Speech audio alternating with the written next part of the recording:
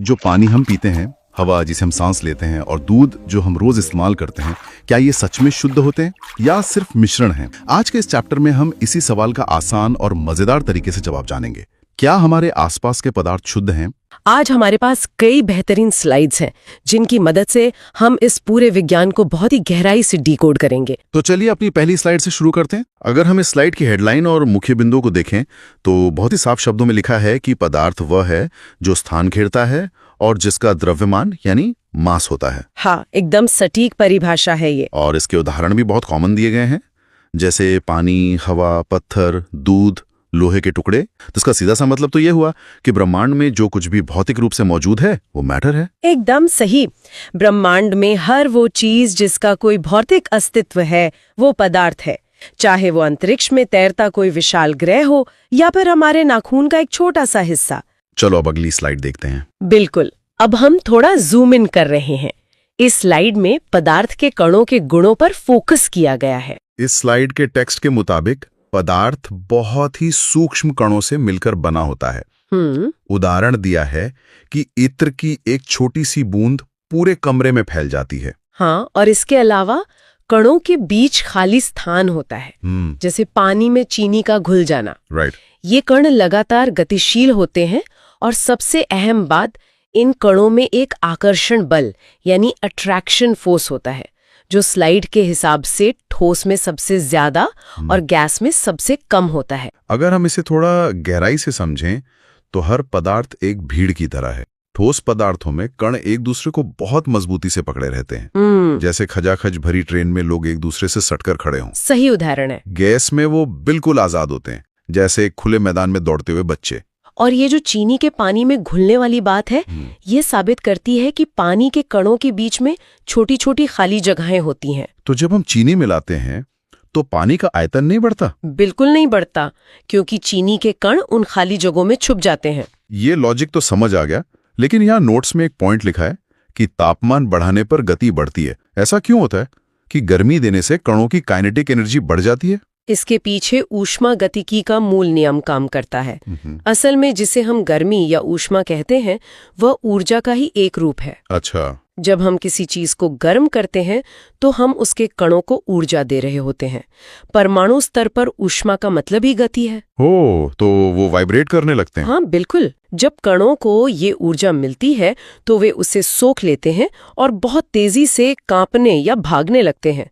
ऊर्जा मिलते ही उनकी काइनेटिक एनर्जी बढ़ जाती है। इसी तेज गति के कारण गर्म पानी में कणों के बीच चीनी जल्दी घुल जाती है। क्या बात है, बहुत अच्छे से डिकोड किया आपने। चलो अब नेक्स्ट स्लाइड की ओर बढ़ते हैं। चलिए, अब हम इन कणों की हरकतों के आधार पर पदार्थ की अवस्थाओं को समझेंगे। इस स्लाइड में एक तुलनात्मक टेबल दी गई है जो ठोस, द्रव और गैस के बीच के अंतर को स्पष्ट करती है। हाँ, इसमें काफी सारे पैरामीटर्स हैं। यहाँ आकार, आयतन, संपीड़ितता यानी कंप्रेसिबिलिटी और कणों की दूरी जैसे गुणों पर बात की गई है। ठोस का आकार और आयतन दोनों निश्चित हैं। द्रव का आयतन निश्चित है, लेकिन आकार बर्तन के हिसाब से बदलता है। और गैस का ना आकार फिक्स है ना आयतन। ये टेबल हमारे भौतिक विज्ञान की नींव है। ठोस के कणों के बीच आकर्षण बल इतना शक्तिशाली होता है कि वे अपनी जगह से हिल नहीं सकते, इसलिए उनका आकार फिक्स रहता है। और द्रव में ये बल थोड़ा कमजोर होता है, तो वे बह सकते हैं और बर्तन का आकार ले सकते हैं। गैसों में तो ये बल लगभग शून्य होता है, इसलिए वे किसी भी जगह में पूरी तरह से फैल जाने के लिए आजाद होते हैं। स्लाइड को देखकर मेरे मन में एक सवाल आ रहा है। गैस वाले कॉलम में संपीड़ितता अधिक लिखी है, क्या इसका सीधा कारण कणों के बीच की बहुत अधिक दूरी है? आपने बिल्कुल सही तार जोड़े हैं। संपीड़ितता यानी किसी चीज को दबाकर छोटे आयतन में समेटना। अब ठोस के कण तो पहले से ही एक दूसरे से पूरी तरह चिपके हुए हैं, उनके बीच कोई खाली जगह ही नहीं है कि आप उन्हें और दबा सकें। राइट, वो तो पहली टाइट है। लेकिन गैसों के कणों के बीच बहुत विशाल खाली जगह होती है, इसलिए जब हम बाहरी दबाव डालते हैं तो वे आसानी से एक दूसरे के करीब आ जाते हैं। तो इसी वजह से हम सीएनजी सिलेंडर भर पाते हैं। बिल्कुल, हम एक बहुत बड़े कमरे जितनी प्राकृतिक गैस को कंप्रेस करके कारों में इस्तेमाल होने वाले एक छोटे से सीएनजी सिलेंडर में आसानी से भर लेते हैं। ये बहुत स्पष्ट हो गया। चलिए अब अपनी अगली स्लाइड पर चलते हैं। इस स्लाइड में अवस्थाओं का परिवर्तन समझाया गया है। ये दिखाता है कि कैसे पदार्थ एक रूप से दूसरे रूप में जाते हैं। हाँ, इस स्लाइड में बर्फ, पानी और भाप का एक पूरा चक्र बना हुआ है। इसमें बताया गया है कि गैस से द्रव बनने को संघनन कहते हैं यानी कंडेंसेशन। और द्रव से ठोस बनने को जमना या फ्रीजिंग, ठोस से द्रव बनने को गलन या मेल्टिंग, और द्रव से गैस बनने को वाष्पीकरण यानी इवेपोरेशन कहते हैं। लेकिन स्लाइड के अंत में लेटेंट हीट यानी गुप्त ऊष्मा पर खास जोर दिया गया है। ये अवस्था परिवर्तन का सबसे जटिल और दिलचस्प हिस्सा है। जब बर्फ पिघलती है या पानी उबलता है तो एक बहुत ही अनोखी भौतिक घटना घटती है, जिसे समझने के लिए हमें ऊर्जा के बहाव को देखना पड़ता है। हाँ, और इसी पर मुझे हैरानी भी हो रही है। स्लाइड में लेटेंट हीट के लिए लिखा है कि तापमान नहीं बढ़ता। अगर हम स्टोव पर रख कर लगातार ताप दे रहे हैं तो वो गर्मी जा कहाँ रही है? थर्मोमीटर का पारा ऊपर क्यों नहीं जा रहा? ये विज्ञान का एक बहुत ही सुंदर रहस्य है। मान लीजिए हम -10 डिग्री सेल्सियस की बर्फ को गर्म कर रहे हैं। तापमान धीरे धीरे 0 डिग्री तक पहुंचेगा। ठीक है, लेकिन 0 डिग्री पर पहुंचते ही बर्फ पिघलना शुरू कर देती है और तापमान वहीं रुक जाता है, भले ही हम लगातार गैस चालू रखें। ऐसा क्यों? ऐसा इसलिए होता है क्योंकि जो गर्मी हम दे रहे हैं वो अब कणों की गति बढ़ाने के बजाय उन कणों की बीच के ठोस बंधनों को तोड़ने के काम में लग जाती है। अच्छा, तो वो बॉन्ड्स तोड़ रही है। बिल्कुल। बर्फ के सख्त ढांचे को पानी के लचीले रूप में बदलने के लिए ऊर्जा चाहिए।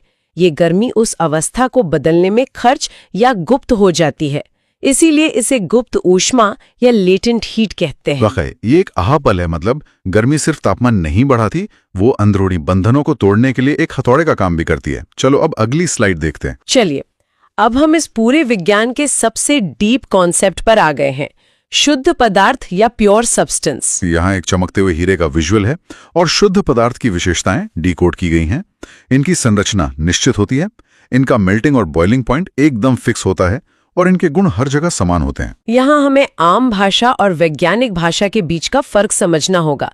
विज्ञापन हमें बताते हैं कि एक तेल या जूस 100% शुद्ध है। हाँ, टीवी पर तो यही आता है। लेकिन विज्ञान के नजरिए से शुद्धता का मतलब है कि उस पदार्थ में मौजूद हर एक कण रासायनिक रूप से बिल्कुल एक जैसा होना चाहिए। जैसे स्लाइड में दिया गया हीरा। हीरे में क्या खास है?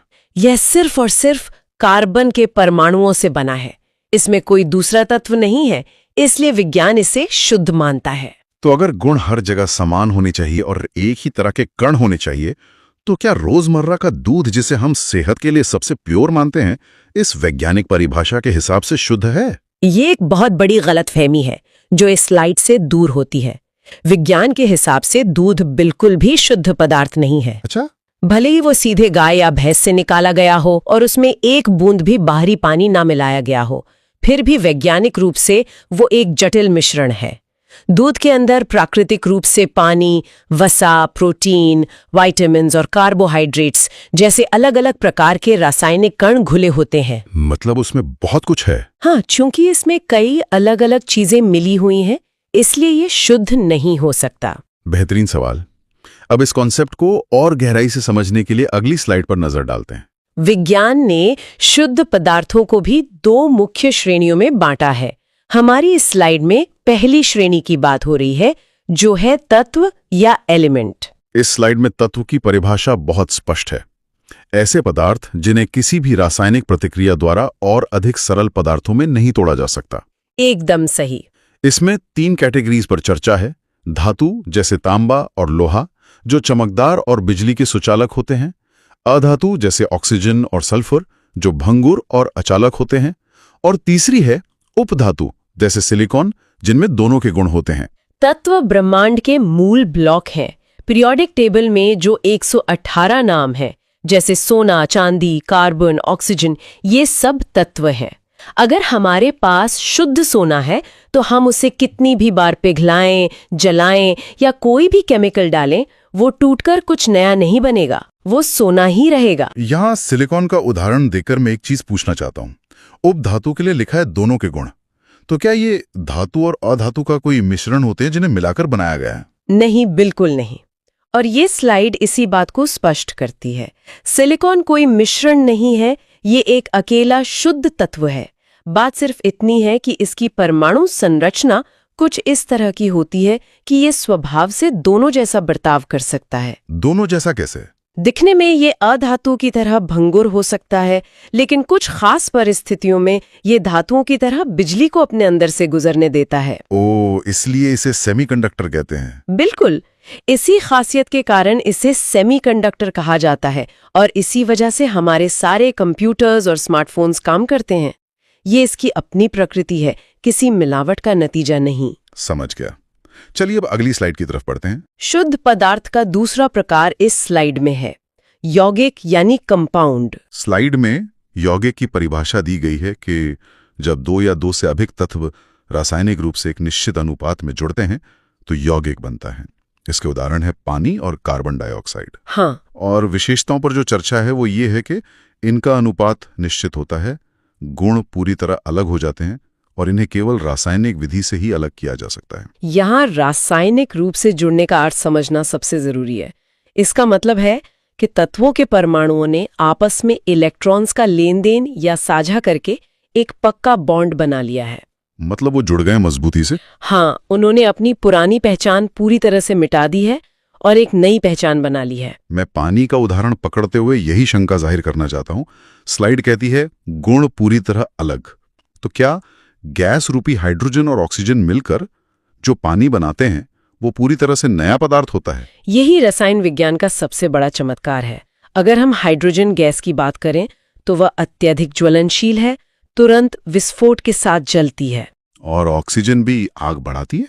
बिल्कुल, ऑक्सीजन गैस आग को जलने में मदद करती है। उसके बिना आग लग ही नहीं सकती।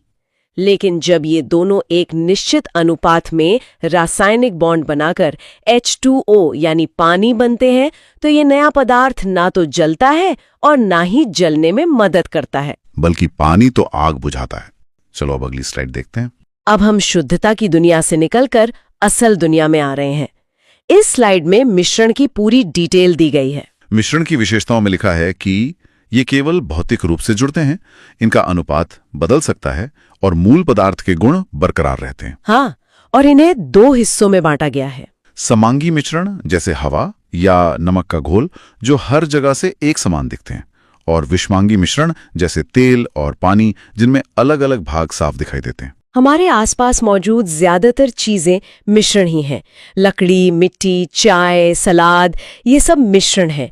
इसमें चीजें बस एक दूसरे के आसपास मौजूद होती हैं, वे कोई नया बॉन्ड नहीं बनाती। अच्छा, इसीलिए अगर हम पानी में नमक मिलाते हैं तो पानी नमकीन ही लगता है, क्योंकि नमक ने अपना खारापन नहीं खोया है। मेरा डाउट समांगी मिश्रण को लेकर है। अगर हवा एक समांगी मिश्रण है जो समान दिखती है तो क्या इसका अनुपात हमेशा और हर जगह बिल्कुल एक जैसा ही रहता है? स्लाइड के उस पॉइंट को ध्यान से देखें जहां लिखा है कि अनुपात बदल सकता है। समांगी होने का मतलब सिर्फ ये है कि वो मिश्रण देखने में एक समान है। हम हवा में उड़ते हुए ऑक्सीजन और नाइट्रोजन को अलग अलग नहीं देख सकते। वो तो है, लेकिन इसका ये मतलब नहीं कि हवा का फॉर्मूला हमेशा फिक्स है। एक घने जंगल की हवा में ऑक्सीजन ज्यादा होगी, जबकि ट्रैफिक से भरी सड़क पर कार्बन डाइऑक्साइड और प्रदूषण का अनुपात ज्यादा होगा। हाँ। मिश्रण की सबसे बड़ी पहचान ही यही है कि उसका कोई फिक्स्ड अनुपात नहीं होता। इंटरेस्टिंग। चलिए अब नेक्स्ट स्लाइड पर चलते हैं। ये स्लाइड परीक्षा और कॉन्सेप्ट दोनों के लिहाज से बहुत महत्वपूर्ण है। यौगिक और मिश्रण की तुलना। इस स्लाइड में एक आमने सामने की तुलना है। यौगिक में रासायनिक बंधन होता है, जबकि मिश्रण में केवल भौतिक जुड़ाव। यौगिक में अनुपात निश्चित होता है, मिश्रण में अनिश्चित। और गुणों की बात करें तो यौगिक में हमेशा नए गुण आते हैं, जबकि मिश्रण में पुराने गुण बने रहते हैं। और आखिरी पॉइंट कहता है कि यौगिक को अलग करना कठिन है और मिश्रण को आसान। ये टेबल पिछले सभी कॉन्सेप्ट्स का सार है। अगर हम इस अंतर को समझ लें तो हम पदार्थों की पूरी प्रकृति को समझ सकते हैं। मैं इस आखिरी पॉइंट पर फोकस करना चाहूंगा। यौगिक को अलग करना कठिन क्यों है और मिश्रण को आसान क्यों? इसके लिए हम लेगो ब्लॉक्स का एक उदाहरण ले सकते हैं। लेगो ब्लॉक्स? हाँ, मिश्रण उन लेगो ब्लॉक्स की तरह है जिन्हें बस एक साथ एक डिब्बे में रख दिया गया है।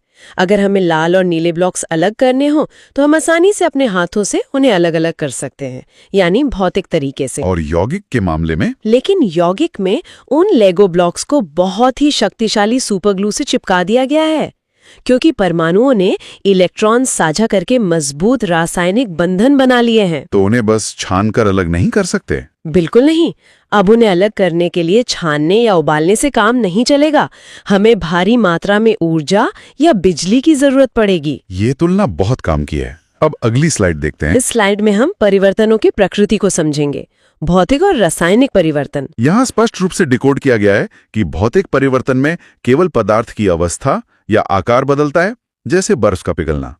लेकिन रासायनिक परिवर्तन में हमेशा एक बिल्कुल नया पदार्थ बनता है, जैसे कागज का जलना या लोहे पर जंग लगना। भौतिक परिवर्तन अक्सर प्रतिवर्ती यानी रिवर्सिबल होते हैं। हाँ, बर्फ पिघलकर पानी बनी, हाँ। हम उस पानी को वापस फ्रीजर में रख दें, वो फिर से बर्फ बन जाएगी। हाँ। उसकी आंतरिक संरचना वही रहती है। लेकिन रासायनिक में ऐसा नहीं होता। हाँ, रासायनिक परिवर्तन में अणु खुद बदल जाते हैं। इस स्लाइड में जो लोहे पर जंग लगने का जिक्र है, उसे देखकर मैं पूछना चाहता हूँ, अगर जंग लगना एक रासायनिक परिवर्तन है, तो क्या हम उस जंग लगे लोहे को वापस पहले जैसा भौतिक तरीके से बना सकते हैं?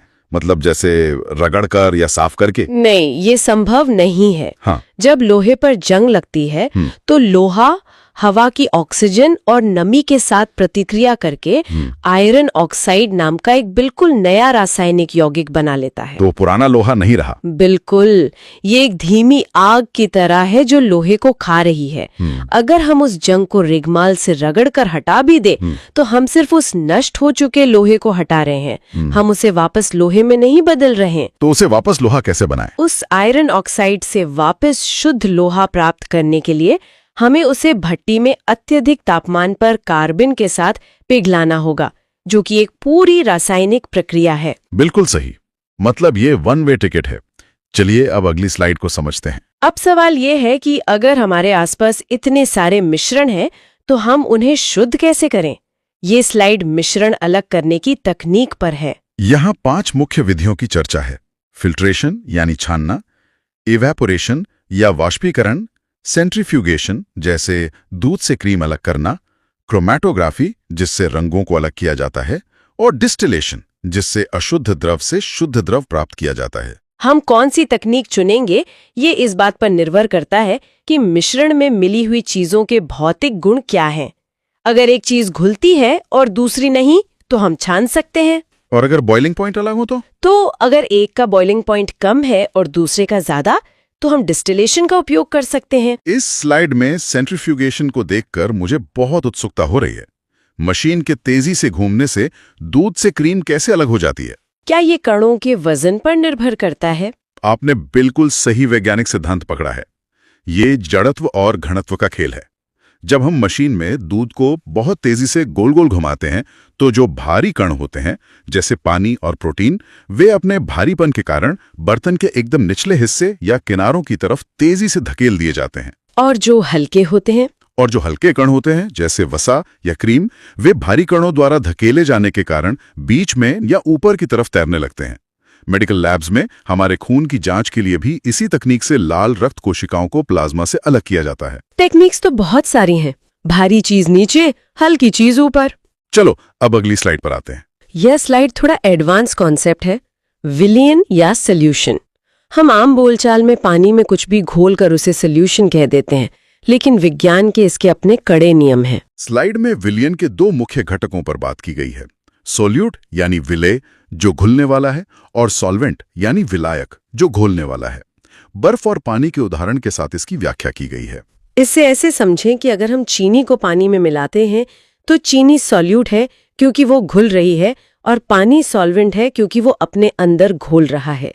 ये बहुत सीधा लगता है, लेकिन असल में ये मात्रा पर निर्भर करता है। मेरा डाउट इसी पॉइंट पर है। अगर हम एक ठोस और द्रव को मिला रहे हैं तब तो ठीक है, लेकिन अगर हम 2 अलग अलग द्रवों को ही आपस में मिला रहे हैं तो कैसे तय होगा कि कौन सॉल्यूट है और कौन सॉल्वेंट? इस स्लाइड का मूल सिद्धांत यही है। जब हम 2 समान अवस्था वाले पदार्थों को मिलाते हैं तो विज्ञान का नियम बहुत स्पष्ट है। क्या नियम है? जिसकी मात्रा ज्यादा होती है वो सॉल्वेंट बन जाता है, और जिसकी मात्रा कम होती है वो सॉल्यूट। अगर हम 1 ग्लास पानी में 2 चम्मच नींबू का रस डालें तो पानी विलायक है। और अगर उल्टा कर दें तो? अगर हम एक बड़े जग नींबू के रस में सिर्फ 1 चम्मच पानी डालेंगे तो वहां नींबू का रस विलायक बन जाएगा और पानी विलेय। ये पूरा खेल मेजॉरिटी का है। एकदम क्लियर। अब अगली स्लाइड की ओर बढ़ते हैं। इस स्लाइड में कणों के आकार के आधार पर विलयन के प्रकार समझाए गए हैं। यहाँ एक तुलनात्मक टेबल है। इसमें ट्रू सॉल्यूशन के लिए लिखा है कि इसके कण 1 नैनोमीटर से भी छोटे होते हैं और यह पारदर्शी होता है। कोलाइड के कण 1 से 1000 नैनोमीटर के बीच होते हैं और इनमें टिंडल इफेक्ट दिखता है। और सस्पेंशन के कण 1000 नैनोमीटर से बड़े होते हैं, जिनमें कण साफ दिखते हैं। यहाँ नैनोमीटर की कल्पना करना जरूरी है। 1 नैनोमीटर 1 मीटर का अरबवां हिस्सा होता है। एक कागज की मोटाई ही लगभग 1 लाख नैनोमीटर होती है। बाप रे। तो सोचिए ट्रू सॉल्यूशन के कण कितने अकल्पनीय रूप से छोटे होते हैं। इसी बात पर मेरा सवाल है, ट्रू सॉल्यूशन के कण 1 नैनोमीटर से भी छोटे होते हैं, क्या इसीलिए ये पूरी तरह से पारदर्शी होते हैं और हम इन्हें देख नहीं पाते? बिल्कुल, वे इतने सूक्ष्म होते हैं कि वे प्रकाश के रास्ते में कोई रुकावट पैदा नहीं कर पाते। प्रकाश की किरणें बिना उन कणों से टकराए सीधे आर पार निकल जाती हैं। अच्छा, तो लाइट ब्लॉक नहीं होती? हाँ, जब प्रकाश किसी चीज से टकराकर हमारी आंखों तक वापस नहीं पहुंचता तो वो चीज हमें नजर नहीं आती। इसीलिए ट्रू सॉल्यूशन जैसे नमक का पानी शीशे की तरह पारदर्शी दिखाई देता है। ये साइज का फर्क बहुत अहम है। चलो अब अगली स्लाइड देखते हैं। अब हम उस टिंडल प्रभाव की स्लाइड पर आ गए हैं जिसका जिक्र हमने अभी किया था। इस स्लाइड में बताया गया है कि टिंडल प्रभाव प्रकाश का कणों से टकराकर बिखरना है, और इस बात पर खास जोर है कि ये प्रभाव केवल कोलॉइड में ही दिखता है। अगर हम इसे विजुअलाइज करें तो जैसे घने कोहरे में कार की हेडलाइट्स का पूरा रास्ता हमें एक चमकते हुए बीम की तरह दिखाई देता है। वो कोहरा एक कोलॉइड है और प्रकाश का वो रास्ता दिखना ही टिंडल प्रभाव है। मैं ही पूछना चाह रहा था, ये टिंडल प्रभाव ट्रू सॉल्यूशन में क्यों नहीं दिखता, सिर्फ कोलॉइड में ही क्यों? इसका पूरा कनेक्शन भौतिक विज्ञान और प्रकाश की वेवलेंथ से है। दृश्य प्रकाश की वेवलेंथ लगभग 400 से 700 नैनोमीटर होती है। ट्रू सॉल्यूशन के कण 1 नैनोमीटर से छोटे होते हैं। तो वेवलेंथ से बहुत छोटे हो गए। हाँ, इतने छोटे कि प्रकाश की लहरें उनके ऊपर से आसानी से गुजर जाती हैं। लेकिन कोलॉइड के कण आकार में प्रकाश की वेवलेंथ के लगभग बराबर होते हैं, इसलिए जब प्रकाश इन कणों से टकराता है तो वो सीधे नहीं गुजर पाता। तो वो बिखर जाता है। बिल्कुल, कण उसे चारों तरफ बिखेर देते हैं। इसी बिखराव की वजह से हमें घोल के अंदर प्रकाश का रास्ता दिखाई देने लगता है। प्रकाश का बिखराव, कमाल है। अब अपनी आखिरी स्लाइड पर चलते हैं। ये हमारी अंतिम स्लाइड है, एग्जाम बूस्टर और फाइनल कंक्लूजन। तो यहाँ एक क्विक रिवीजन है। शुद्ध पदार्थ मतलब तत्व और यौगिक, हवा मतलब समांगी मिश्रण, दूध एक कोलॉइड है, जंग लगना एक रासायनिक परिवर्तन है, और आसानी से याद रखने के लिए एक ECMS ट्रिक दी गई है। यह स्लाइड पूरे कॉन्सेप्ट का एक बेहतरीन माइंड मैप है। यह हमें सिखाती है कि हम अपने आसपास की दुनिया को कैसे वर्गीकरण करें। लेकिन मैं इस फाइनल कंक्लूजन को पढ़ते हुए एक बड़ा सवाल उठाना चाहता हूँ। यहाँ स्पष्ट लिखा है कि हमारे आसपास के पदार्थ पूरी तरह शुद्ध नहीं होते और शुद्ध पदार्थ केवल प्रयोगशाला में मिलते हैं। तो क्या हमारे आसपास मौजूद हर चीज जिसे हम शुद्ध मानते हैं, विज्ञान की भाषा में सिर्फ एक मिश्रण है? अगर हम पूरी गहराई में जाएं, तो इसका जवाब हाँ है। प्रकृति को शुद्धता पसंद नहीं है, उसे एंट्रोपी और मिश्रण पसंद है। अच्छा। हवा जिसे हम सांस लेते हैं, मिट्टी जिसमें पौधे उगते हैं, हमारे शरीर का खून, ये सब अनविश्वसनीय रूप से जटिल मिश्रण है। 100% शुद्ध तत्व या यौगिक प्रकृति में मिलना बहुत दुर्लभ है। तो उन्हें शुद्ध करना पड़ता है? हाँ, हमें उन्हें खदानों से निकालकर या लैब में भारी ऊर्जा खर्च करके शुद्ध करना पड़ता है। तो विज्ञान की नज़र से इस दुनिया की असल खूबसूरती और जीवन की संभावना उस शुद्धता में नहीं है, बल्कि इन अनगिनत मिश्रणों की विविधता और जटिलता में ही छुपी है। क्या बात है। मतलब जिस दुनिया को हम शुद्धता के पैमाने पर तौलने की कोशिश कर रहे थे, वो असल में एक बहुत ही खूबसूरत, जटिल और जीवन देने वाला मिश्रण है। उम्मीद है आज की क्लास आपको पसंद आई होगी। अगर ऐसा है तो वीडियो को लाइक करें, चैनल को सब्सक्राइब करें और इस वीडियो को अपने दोस्तों के साथ शेयर करें।